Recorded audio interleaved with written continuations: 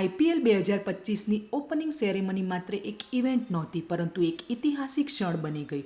અરિજીત સિંહ એક એવો અવાજ જેને આખી એક પેઢીની લાગણીઓને શબ્દ આપ્યો. આ મંચ પર તેમનું અંતિમ પરફોર્મન્સ દરેક સંગીત પ્રેમી માટે ભાવુક બની ગયું. અરિજીત સિંહ બદલી ન શકાય એવો અવાજ હંમેશા દિલોમાં જીવંત રહેશે.